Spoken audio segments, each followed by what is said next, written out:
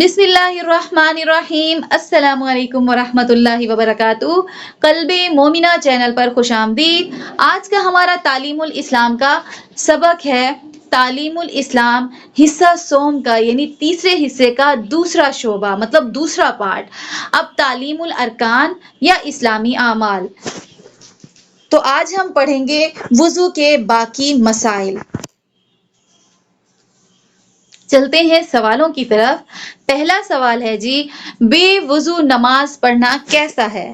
تو اس کا جواب ہے سخت گناہ کی بات ہے، بلکہ بعض علماء نے تو ایسے شخص کو جو قصداً بے وضو نماز میں کھڑا ہو جائے کافر کہا ہے۔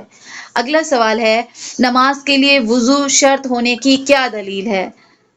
تو اس کا جواب ہے قرآن مجید کی یہ آیت، یا ایھا الذین آمنوا اذا قمتم الی الصلاۃ فاغسلوا وجوہکم وایدیکم الی المرافق وامسحوا برؤوسکم وارجلکم الی الکعبین، یعنی اے ایمان والو، جب تم نماز کے لیے اٹھو تو پہلے اپنے منہ اور کوہنیوں تک ہاتھ دھو لو اور اپنے سروں پر مسح کر لو اور ٹخنوں تک پاؤں دھو ڈالو۔ اور رسول اللہ صلی اللہ علیہ وآلہ وسلم نے فرمایا ہے، مفتاح الصلاۃ الطہور، یعنی نماز کی کنجی یا شرط جو ہے وہ طہارت ہے۔ آج کے لیے بس اتنا ہی۔ اگر آپ چینل پر نئے ہیں تو چینل کو سبسکرائب کریں، ویڈیو کو لائک کریں اور آگے شیئر کریں۔ جزاک اللہ خیرا۔